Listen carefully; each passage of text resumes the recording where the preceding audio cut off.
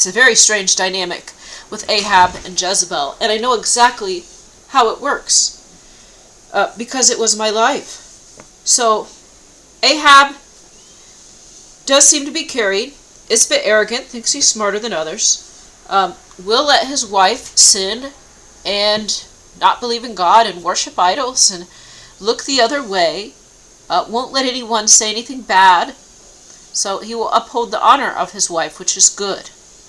But allowing her to worship idols is wrong, and allowing her to abuse others, himself, so she abuses him and she abuses their children, that is wrong. So of course we know that Jezebel is a very evil spirit, but she's actually quite childish if you can see her. These mermaids, they really are, like, if you guys have seen Disney's The Little Mermaid, imagine like Sebastian the crab, like the cartoon crab. Some of the demons, a lot of the demons are like that. But then the ones that take on the body, they're more like the humanoid characters, where they're still silly, but they are more normal. So Ahab was a king, and he probably was spoiled, but he also had responsibilities and would have taken care of all of his responsibilities. He would have overlooked all the sins of his wife, would not have let anyone say anything bad, and would have overlooked the way that she treated any children, would have overlooked the way that she treated businesses and establishments and other people. And Ahab is just trying to keep the peace, being kind to people, but at the same time, even though he's strong and does a lot of work, and he does a lot of work, and he takes care of his daughters and his wife, at the same time, he is also weak and allows himself to be taken advantage of by everyone. So one of Ahab's daughters is another spirit, and I don't know the name of this spirit. It's probably someone who is not listed, who is not named in the Bible. One of Ahab's other daughters is a spirit that really enjoys causing problems that Ahab has to solve. So she would constantly get into relationships with very bad men and encourage them to quit their jobs and be even worse and steal, so that she could complain to Ahab all of the time about how he is treating her badly and how he steals her money and how he's lazy and doesn't work. So then Ahab has to come in and save the day, and it's just like she does it on purpose. I've seen the manifestation. And so she is feeding off of Ahab. So Ahab has another daughter that's not listed in the Bible, and this daughter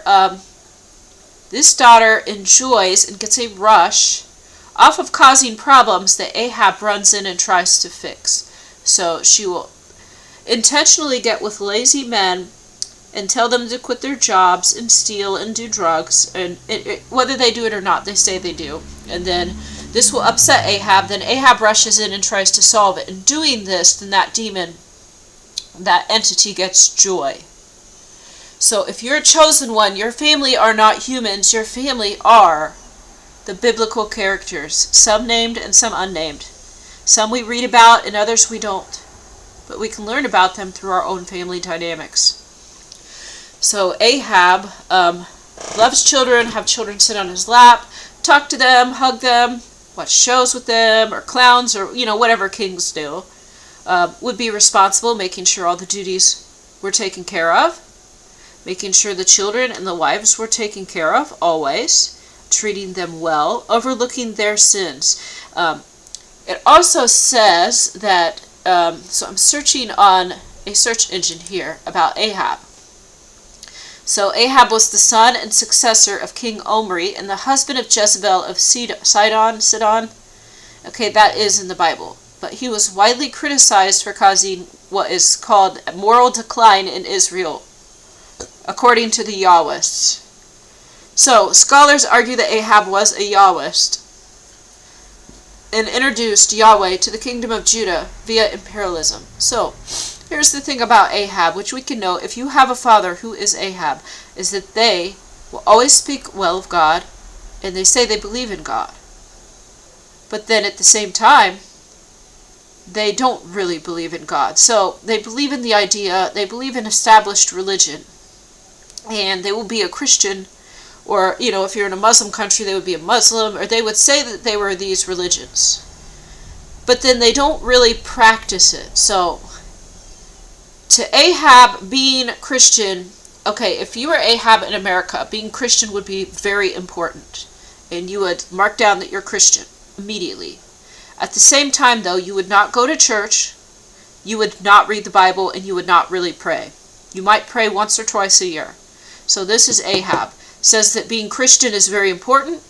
Says that he is Christian. Okay, so in the time of the Bible, he would be a Yahwist, which is like God alone, but either way, the mainstream religion that believes in God, Ahab says that he follows this. It's very important to him, but then he will not really read religious scripture, and he doesn't really attend religious events, would not go to church, synagogue, or mosque, maybe once or twice a year, and is not serious, and then also overlooks sins and idol worship. So although Ahab himself is not really involved in sins, his wife Jezebel is, and he also has a daughter who is taking advantage of him. And surely that's a sin as well, but these are overlooked. These are overlooked, and he will not admit to it.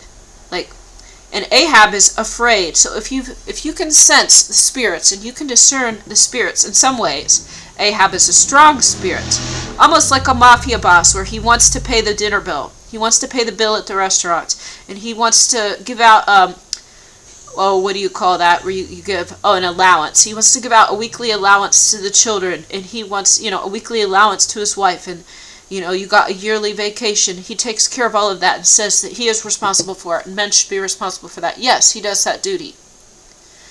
All the while, he does not read his Bible. He does not pray. He does not go to church. Now, you don't have to go to church. I'm saying is he wouldn't watch religious material on YouTube either. He's just not really interested. The title is important, but he doesn't practice it. He's not really involved in sin. He overlooks everyone else's idol worship and everyone else's sin. If other people are out being promiscuous, he does not speak badly about them. If they're his wife or his family, he tries to overlook it, and he will not tell them to stop. And then he allows Jezebel to harm the good child, the empath, the chosen one. So Jezebel abuses the chosen one and spreads slanders and lies about the chosen one, and Ahab just is unable to see this, and pretends that it does not exist. Will rush in to save the spirit child who is taking advantage of him, who is getting supply from making her father come in and save her from the bad relationship that she has caused and intentionally put herself in. So, it's a very strange dynamic, because Ahab still wants to help the chosen one, but they are still sided with the kingdom of darkness. So they're doing this balancing act where Ahab does want to help the chosen one, but they're not allowed to say that Jezebel is bad. They're not allowed to say these other spirits are bad. They're not allowed to say these high-level demons are bad or the Nephilim are bad. They cannot say that they're bad.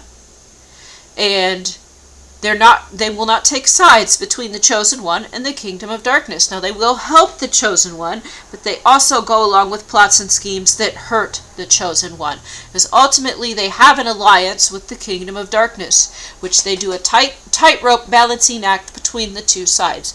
Ahab does care. I do believe that Ahab does care about all of his children, even the chosen one. But the chosen one is the enemy of the kingdom of darkness, and he has to go along with the kingdom of darkness. He could easily walk away and stop helping the kingdom of darkness. He could easily walk away, but he doesn't, and he won't. That's the very nature of Ahab. So he wants to help the chosen one, but he won't fight the kingdom of darkness, and he won't defend the chosen one against the kingdom of darkness. And he is afraid of the kingdom of darkness and almost cowers like a small child that is powerless, at the same time having a lot of power in other ways. It's a very strange dynamic, like a mafia boss who's big and powerful on one hand, but then is very weak and is subservient to the other demons, and you can't understand why. He could simply walk away. He could side with the chosen one and help the chosen one, but he is unable to do so. So Ahab will take the children out to eat quite a lot. So it depends on what family you're in. There's all different financial situations. Ahab could be in a very wealthy family, or Ahab could be in a poor family. It doesn't matter. Whatever financial situation you're in, Ahab will have these same characteristics, where he will go out to eat whatever place, whatever manner that he can afford, take the children, spoil the children, take the children to dollar stores, talk to the children, want them to be happy.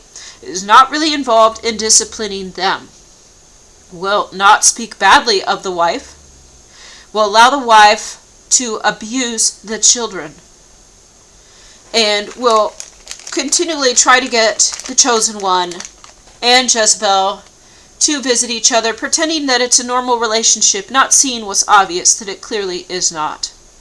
It's like he is unable to believe that his wife is evil. He does not want to see it. And he cannot truly help the chosen one. He can in certain ways, but in other ways he has to remain sided with the kingdom of darkness. This is a very strange character that straddles the line.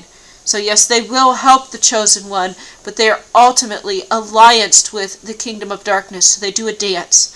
And the way that they're able to do this dance is that their role is necessary. So when the kingdom of darkness is coming against the chosen one, and the chosen one does not trust anyone in the kingdom of darkness, they don't trust the narcissist, they don't trust Jezebel. Ahab still is kind of trustable, because Ahab will still care, and Ahab will still help, even though Ahab is still an enemy.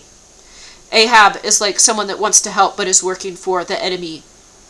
And they will use this and protect themselves by telling the kingdom of darkness they have to pretend that they're on the chosen one's side, so that we believe them and we continue talking to them and confiding in them, so they can bring more information back. So they help us on one hand. They have to be seen as the provider and protector.